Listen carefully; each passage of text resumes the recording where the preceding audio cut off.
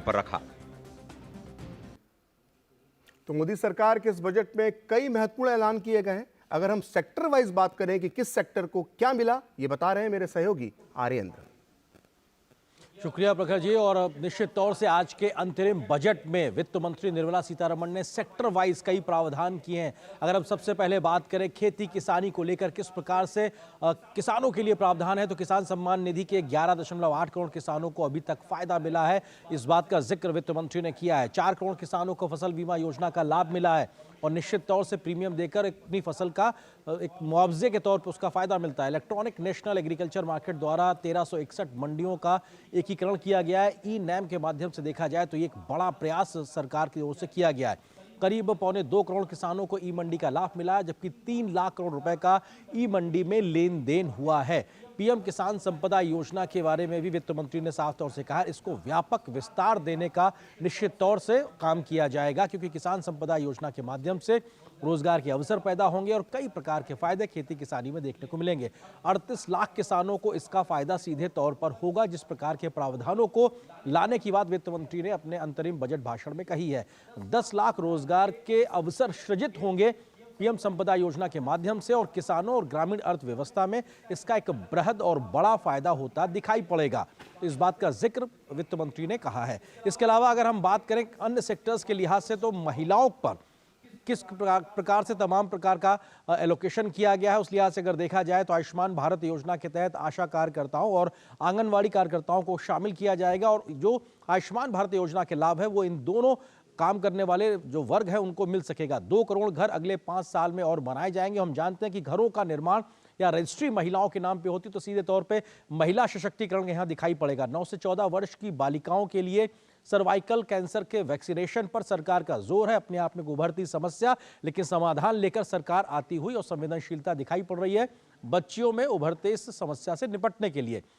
मात्र शिशु स्वास्थ्य देखभाल के लिए विभिन्न योजनाओं में तालमेल लाया जाएगा और एक बृहद ई प्लेटफॉर्म के माध्यम से सभी स्थितियों को एक साथ लाकर, ताकि शिशु और महिलाओं को, जो गर्भवती महिलाएं हैं या जो महिलाएं हैं, उनको उसका फायदा मिल सके। इस दिशा में तमाम प्रयास किए जाएंगे ताकि पोषण और स्वास्थ्य पर बेहतर तरीके से काम हो सके। आंगनवाड़ियों का उन्नयन किया जाएगा, क्योंकि ग्रामीण स्तर में अगर बात की जाए तो आंगनवाड़ी ही है जहां पे सबसे पहले वन स्टॉप सेंटर की तरह से कह सकते हैं कि पोषण और स्वास्थ्य को लेकर सबसे ज्यादा प्रयास करने की जरूरत है और वहां पर फोकस सरकार का दिखाई पड़ रहा है। 3 करोड़ लखपति दीदी बनाने का लक्ष्य है और इस लक्ष्य को पहले 2 करोड़ रखा गया था, लेकिन उसको बढ़ाकर वित्त मंत्री ने आज कहा कि 3 करोड़ महिलाओं को लखपति दीदी बनाने का लक्ष्य रखा गया है।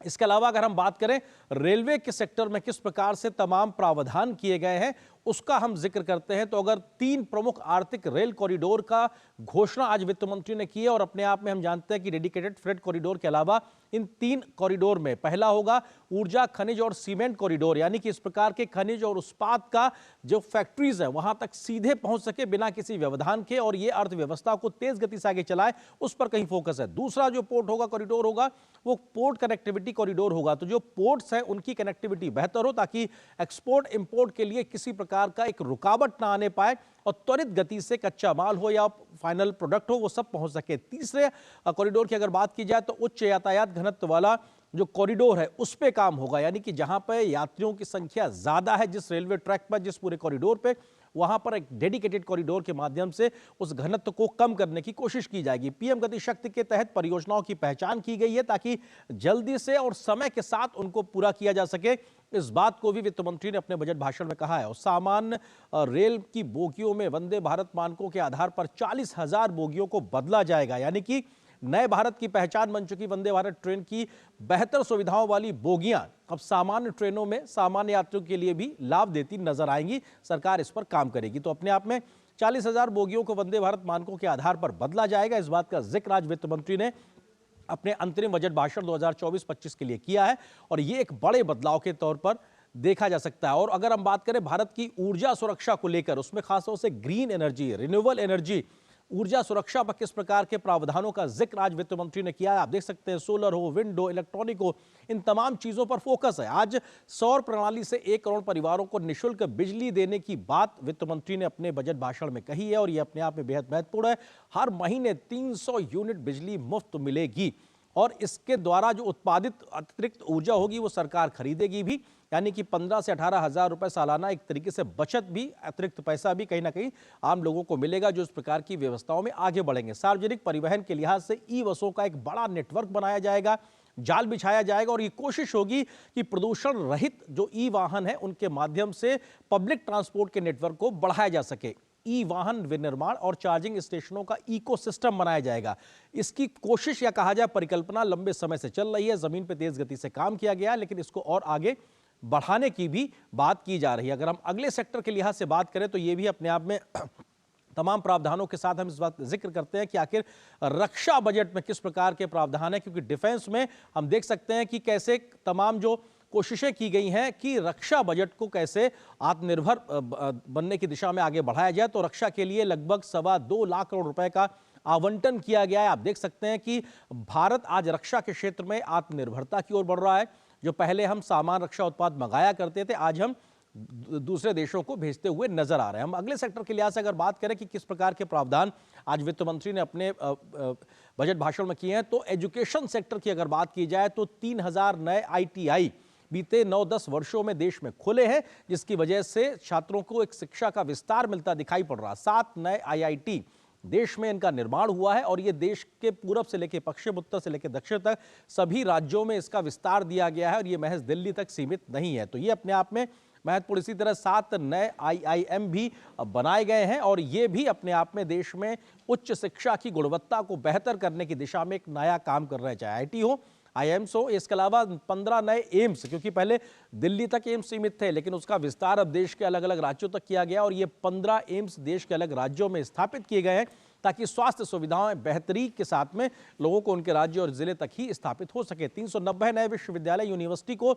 स्थापित किया गया है, यानी शिक्षा पे खासा जोर कहीं दिखाई पड़ रहा है और ये दिखाता है कि किस प्रकार से बजट एलोकेशन हो, पॉलिसी निर्माण हो, उसके माध्यम से तेज गति से काम किया जा रहा है। उच्चतर शिक्षा में महिलाओं का नामांकन 28% बढ़ा है। यह दिखाता है कि महिलाओं के लिए अवसरों को जमीन पर उतारने का जो काम या जो प्रयास किया जा रहा है मोदी सरकार के माध्यम से, वो जमीन पर उतरता दिखाई पड़ रहा। तभी शायद ये 28% का बढ़ता हुआ आंकड़ा दिखाता है कि महिलाएं शिक्षित होकर आगे तेज गति से आगे बढ़ती दिखाई पड़ रही हैं। और अगर हम टैक्सेस के लिहाज से बात करें, क्योंकि सभी की नजरें टैक्सेस पे लगी रहती है कि कर को लेकर किस प्रकार के प्रावधान किए गए हैं, तो आज बड़े प्रावधान, किसी प्रकार का बदलाव नहीं किया गया है।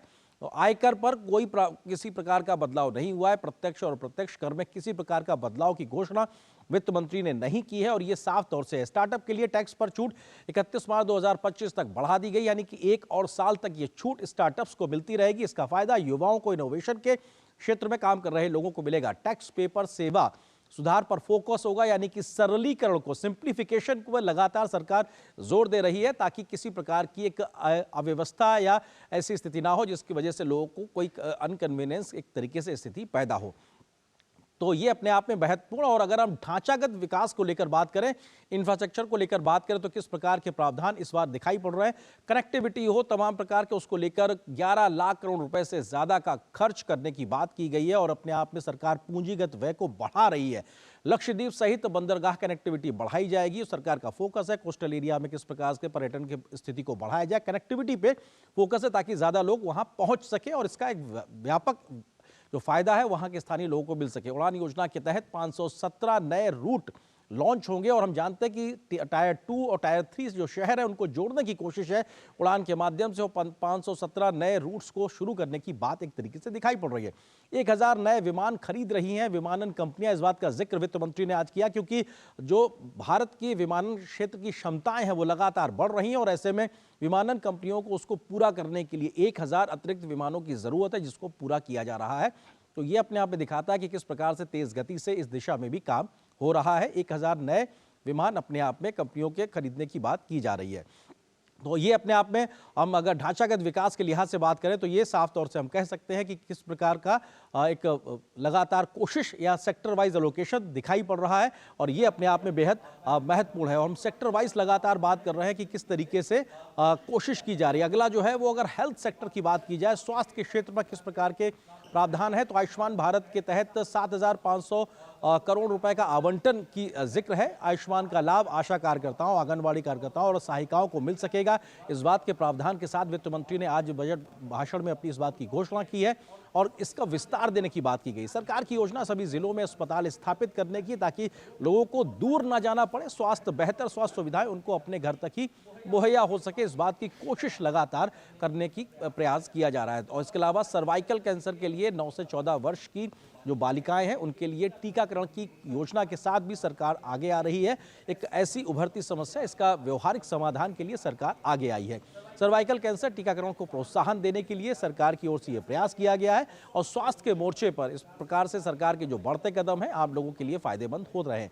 मिशन इंद्रधनुष टीकाकरण के लिए यू विन प्लेटफॉर्म बनाया जाएगा, क्योंकि हम जानते हैं टीकाकरण महिलाओं और बच्चों का हो, इसको समग्र तौर से पूरा किया जा रहा है और तमाम प्रकार के लाभ लोगों तक पहुंचे, इसके लिए यू विन प्लेटफॉर्म के माध्यम से इसको एकीकृत तरीके से आगे बढ़ाया जाएगा। पोषण 2.0 को मिलेगा बढ़ावा, क्योंकि देश में शिशु और महिलाओं का पोषण सुनिश्चित हो सके, इस दिशा में मोदी सरकार लगातार काम कर रही है और उसी का एक आगे विस्तार देते हुए पोषण 2.0 को आगे बढ़ाया जाएगा, ताकि आंगनवाड़ी से लेकर सब जगह जहां पर भी स्वास्थ्य को लेकर काम हो सकता है वहां से एक तरीके से काम किया जा सके। तो अपने आप में ये बेहद महत्वपूर्ण और सेक्टर वाइज तरीके से हमने देखा कि किस प्रकार के तमाम एलोकेशन किए गए हैं, ताकि हर क्षेत्र में इस प्रकार के व्यवहारिक काम किए जा सके कि आम आदमी को इसका फायदा मिल सके।